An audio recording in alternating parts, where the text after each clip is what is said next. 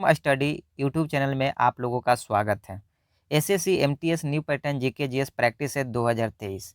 जो वीडियो है ये ओनली फॉर एसएससी एमटीएस के लिए है और एसएससी एमटीएस प्रीवियस ईयर में जो प्रश्न पूछे गए हैं वो सारे प्रश्नों को इंक्लूड इस वीडियो में किया गया है। तो जो बच्चे या जो फ्रेंड्स अगर एसएससी एमटीएस का फॉर्म भरे हैं तो वो उनके लिए ये वीडियो काफ़ी महत्वपूर्ण साबित होने वाला है। तो चलिए आप लोग को समय जायज़ नहीं किए हुए हम ये वीडियो की शुरुआत करते हैं, तो आप लोग शुरू से अंत तक इस वीडियो में बने रहें। चलिए पहला जो प्रश्न है दोस्तों कि भारतीय संविधान का इसमें से कौन-सा अनुच्छेद शोषण के विरुद्ध अधिकार प्रदान करता है? अनुच्छेद 22, अनुच्छेद 25, अनुच्छेद 23, अनुच्छेद 21। तो इसका राइट आंसर है दोस्तों अनुच्छेद आर्टिकल 23। शोषण के विरुद्ध अधिकार जो है वो आपका मौलिक अधिकार के रूप में आता है, जो दो आर्टिकल 23 अनुच्छेद और 24 आर्टिकल में वर्णित है। 23 में बोला गया है दोस्तों कि मानव तस्करी या बालता श्रम पर प्रतिबंध लगाया जाएगा, लोगों को खरीदने या बेचने का अधिकार नहीं है। और 24 जो आप लोगों को कहता है कि 14 वर्ष से कम आयु के बच्चों से कारखाना में काम नहीं करवा सकते या खतरनाक कामों में आप नहीं लगा सकते हैं। एक और नोट पॉइंट याद रखिएगा, वह पहला वायसराय कौन था जिसने बाल श्रम पर प्रतिबंध लगाया था? तो उसका नाम था, याद रखिएगा, लॉर्ड रिपन। कौन थे? लॉर्ड रिपन जी थे। और ये कब लगाए थे? 1884 ईस्वी में, याद रखिएगा। अब आइए अगले प्रश्न की ओर आते हैं। अगला जो प्रश्न है दोस्तों कि मनुष्य में छोटी आंत या क्षुद्रांत कुंडलित होती है और लगभग कितना मीटर लंबी होती है? 3 से 3.5 मीटर, 1 से 1.5 मीटर, 2 से 2.5 मीटर, 7 से 7.5 मीटर है। तो इसका राइट आंसर है दोस्तों 7 से 7.5 मीटर। आप लोग जानते हैं कि छोटी आंत पाचन तंत्र का सबसे लंबा हिस्सा होता है और यह अगर फीट में बात किया जाए तो 22 फीट लगभग लंबी होती है दोस्तों, याद रखिएगा। छोटी आंत का मुख्य कार्य जो होता है भोजन में पाचन को पूरा करना और पोषक तत्वों को अवशोषित करना होता है। छोटी आंत के माध्यम से भोजन का पारित हो और आमतौर 3 से 6 घंटे इसको पचाने में लगता है। जब ये छोटी आंत में जब भोजन जाता है तो 3 से 6 घंटे लगते हैं दोस्तों। और छोटी आंत से निकलने वाले कुछ पदार्थ हैं जिनको याद रखिएगा, पीत, अग्नाशय और एंजाइम और क्षारीय रस, ये सब मुख्य पदार्थ है जो छोटी आंत से प्राप्त होते हैं। और छोटी आंत के कितने भाग है? तो 3 भाग है दोस्तों, ये भी याद रखिएगा। ये तीनों भाग का नाम हम बता देते हैं, ग्रहणी, मध्यांत्र और शोषांत्र, ये 3 भाग है, याद रखिएगा। और लगभग 80% पानी छोटी आंत द्वारा अवशोषित की जाती है, 10% पानी बड़ी आंत द्वारा और 10% आपका पानी मल से उत्सर्जित हो जाती है, ये भी याद रखिएगा।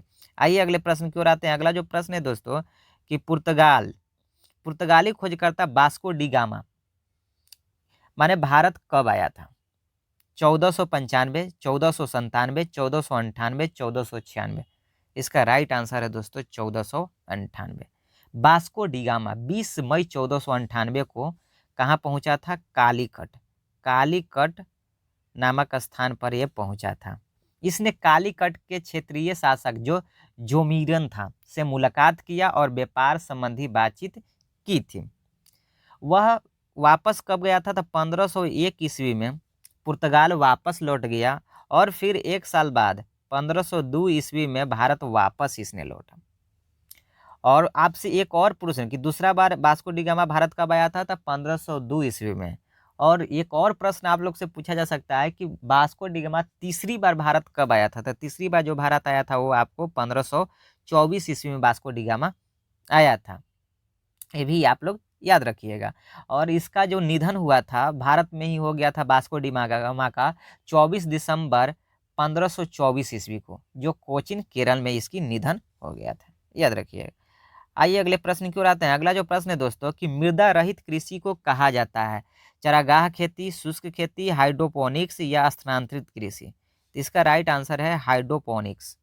हाइड्रोपोनिक्स क्या होता है? तो इसमें क्या होता है दोस्तों कि मिनरल और न्यूट्रिएंट और सैल्यूएशन की मदद से बिना मिट्टी के फसल उगाया जाता है, इसी को क्या कहा जाता है? हाइड्रोपोनिक्स कहा जाता है। और इस तरह की खेती केवल पानी या बालू या कंकर में ही की जा सकती है। आइए अगले प्रश्न की ओर आते हैं। अगला जो प्रश्न है दोस्तों कि भारत के संविधान के अनुसार भारत के राष्ट्रपति अपना पद ग्रहण करने की तिथि से कितने अवधि तक पद धारण करते हैं, 3 वर्ष, 4 वर्ष, 5 वर्ष या 6 वर्ष? तो इसका राइट आंसर है दोस्तों 5 वर्ष। कितने वर्ष? 5 वर्ष।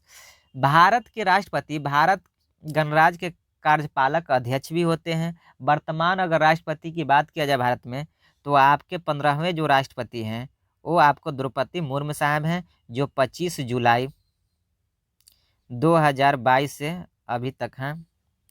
राष्ट्रपति भवन को रायसीना हिल के नाम से भी जाना जाता है, ये भी बात याद रखिएगा।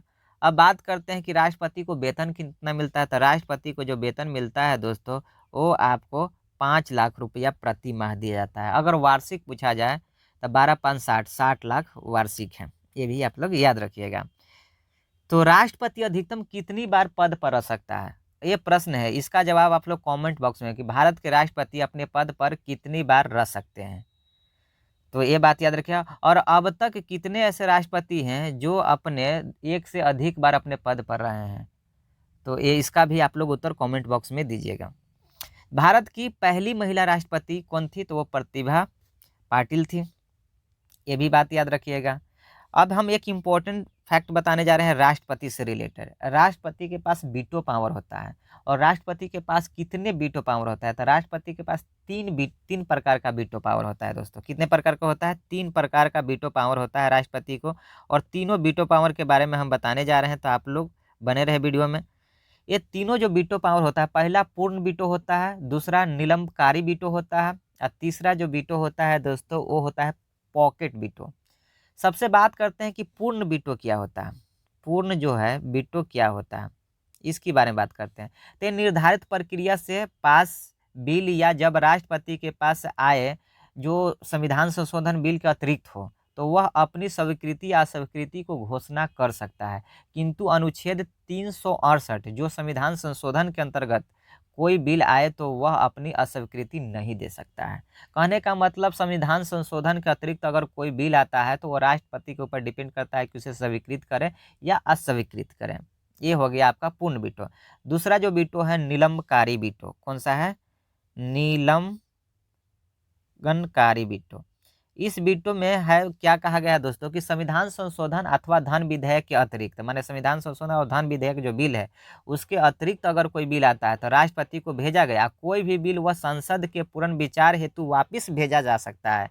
किंतु संसद यदि इस बिल को पुनः वापस करके भेज दे तो उसके पास सिवाय इसके कोई विकल्प नहीं है कि उस बिल को स्वीकृत दे दे। ये भी बात आप याद रखिएगा। ये हो गया निलंबकारी वीटो। और निलंबकारी वीटो में कुछ नोट पॉइंट है जिसे आप लोग याद रखिएगा कि इस वीटो का प्रयोग अभी तक संसद सदस्यों के वेतन, बिल, भत्ते तथा पेंशन नियम संशोधन 1991 में किया गया था। राष्ट्रपति रामास्वामी बिल लोकसभा में बिना उनकी अनुमति को लाया गया था, जिसके कारण उन्होंने निलंबकारी वीटो का इस्तेमाल किया था। तो निलंबकारी वीटो का प्रयोग करने वाले राष्ट्रपति थे रामास्वामी, याद रखिएगा। अब अगला जो वीटो है दोस्तों वो है पॉकेट वीटो। कौन सा है? Pocket veto. अगर पॉकेट वीटो की बात किया जाए तो संविधान संशोधन को स्वीकृति और अस्वीकृति देने के लिए कोई समय सीमा नहीं देता है, तो राष्ट्रपति किसी बिल पर कोई निर्णय न दे, और न ही इसमें न धन विधेयक होना चाहिए और न संविधान संशोधन होना चाहिए। दोनों बिल के अतिरिक्त अगर कोई बिल होता है तो माना जाए क्या कि उसने अपने पॉकेट वीटो का प्रयोग कर लिया। अगर कोई जवाब नहीं देते हैं राष्ट्रपति तो समझ लिया जाता है कि उन्होंने पॉकेट वीटो का प्रयोग कर लिया। अब एक नोट पॉइंट है जिसको आप लोग याद रखिएगा पॉकेट वीटो से रिलेटेड कि पेप्सू बिल 1956 तथा भारतीय डाक बिल 1984 में तत्कालिक राष्ट्रपति ज्ञानी जैल सिंह ने इस वीटो का प्रयोग किया था। आपसे प्रश्न पूछा जा सकता है कि कौन ऐसे राष्ट्रपति थे जिन्होंने पॉकेट वीटो का इस्तेमाल किया था? तो याद रखिएगा तत्कालिक राष्ट्रपति ज्ञानी जैल सिंह ने पॉकेट वीटो का प्रयोग किए थे। अब आइए अगले प्रश्न की ओर आते हैं। अगला जो प्रश्न है दोस्तों कि निम्नलिखित में से किसको पदार्थ की 5वीं अवस्था माना जाता है? ठोस, बोस आइंस्टीन कंडेंसेट या प्लाज्मा या गैस? तो इसका राइट आंसर है दोस्तों बोस आइंस्टीन कंडेंसेट अवस्था को 5वां अवस्था माना जाता है। अगर इस अवस्था की बात किया जाए जब किसी तत्व के परमाणुओं को परम शून्य ताप कितना होता है दोस्तों? -273.15 डिग्री सेल्सियस को ही परम शून्य ताप कहा जाता है। और यहाँ तक अगर किसी वस्तु को ठंडा किया जाता है तो तत्व के सारे परमाणु मिलकर एक हो जाते हैं और यानी सुपर एटम बनता है, और इन्हीं पदार्थों को 5वीं अवस्था कहा जाता है, याद रखिएगा। आइए अगले प्रश्न को आते हैं। अगला जो प्रश्न है कि असम में वार्षिक फसल तैयार होने पर निम्नलिखित में से कौन सा त्यौहार मनाया जाता है? लोहड़ी, मकर बिलुकु, पोंगल, माघ बिहू। तो कौन सा? माघ बिहू मनाया जाता है। माघ बिहू राइट आंसर है दोस्तों। अब बात करते हैं कि असम के सीएम कौन है, माने मुख्यमंत्री। तो आपका हेमंत बिस्वा शर्मा है। कौन है?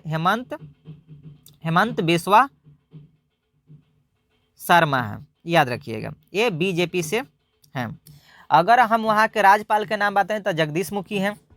विधानसभा में टोटल सीट 126 है, लोकसभा में 14 है, राज्यसभा में 7 है, जिला टोटल 35 है। इस राज्य की प्रमुख नदी ब्रह्मपुत्र नदी है ये दोस्तों, ये भी याद रखिएगा। और विश्व का सबसे बड़ा नदी द्वीप माजुली नदी द्वीप असम में ही है, ये भी आप लोग याद रखिएगा। आइए अगले प्रश्न की ओर आते हैं। अगला जो प्रश्न है दोस्तों कि बुद्ध ने कहाँ में ज्ञान प्राप्त किए थे? बोध गया, कुशीनगर, वाराणसी या पाटलिपुत्र। इसका राइट आंसर है दोस्तों बोध गया, जो बिहार में है। गौतम बुद्ध को लाइट ऑफ एशिया भी कहा जाता है।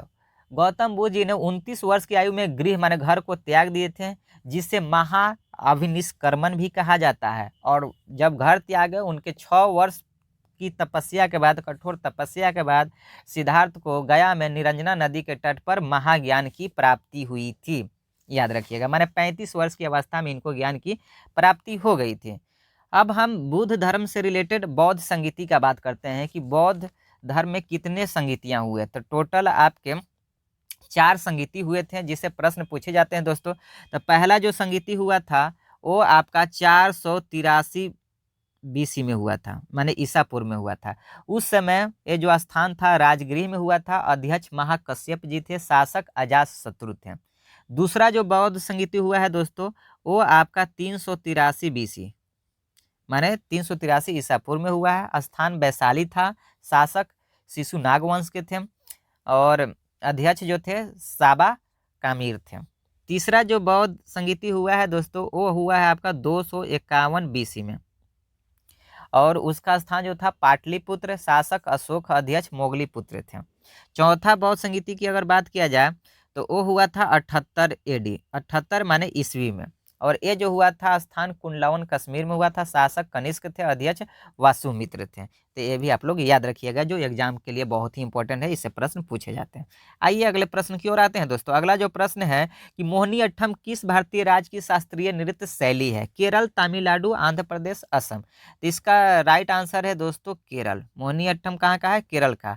अगर तमिलनाडु की बात किया जाए तो तमिलनाडु का जो आपका शास्त्रीय नृत्य है वो है भरतनाट्यम, और असम के सात्रिया है। असम का क्या है? सात्रिया, और तमिलनाडु का भरतनाट्यम है, याद रखिएगा। आइए अगले प्रश्न की ओर आते हैं। अगला जो प्रश्न है दोस्तों कि तापी नदी का उद्गम किस राज्य में है? तो तापी नदी का उद्गम स्थल आंध्र प्रदेश, महाराष्ट्र, कर्नाटक या मध्य प्रदेश। तो इसका राइट आंसर है दोस्तों मध्य प्रदेश। अगर तापी नदी का उद्गम स्थल की बात किया जाए तो ये सतपुरा पर्वत है। कौन सा है? सतपुरा पर्वत। और इसे नर्मदा नदी का जुड़वा के रूप में भी जाना जाता है। इसकी सहायक नदियां बैतूल नदी है, पूर्णा नदी है, अरुणावती नदी है। और यह सीमा गुजरात के पूर्व से महाराष्ट्र और मध्य प्रदेश की सीमा से पूर्व में छत्तीसगढ़ तक फैली हुई है। और इसकी कुल लंबाई की अगर बात किया जाए तो 724 किलोमीटर तक है दोस्तों तापी नदी का लंबाई। आइए आगे आते हैं प्रश्न पर। तो टुडे करेंट अफेयर क्वेश्चन, आज का करेंट अफेयर का जो क्वेश्चन है दोस्तों, जिसको आपको कमेंट बॉक्स में रिप्लाई करना है कि किस राज्य को पहली बार इलेक्ट्रॉनिक ट्रेन मिली है। इसका जवाब आप लोग कमेंट बॉक्स में देना है दोस्तों। तो ये था आज का वीडियो। अगर ये वीडियो अच्छा लगा है तो लाइक कीजिए, चैनल को सब्सक्राइब कीजिए और अपने दोस्तों को भी शेयर कीजिए। तब तक के लिए थैंक यू। जय हिंद, वंदे मातरम दोस्तों।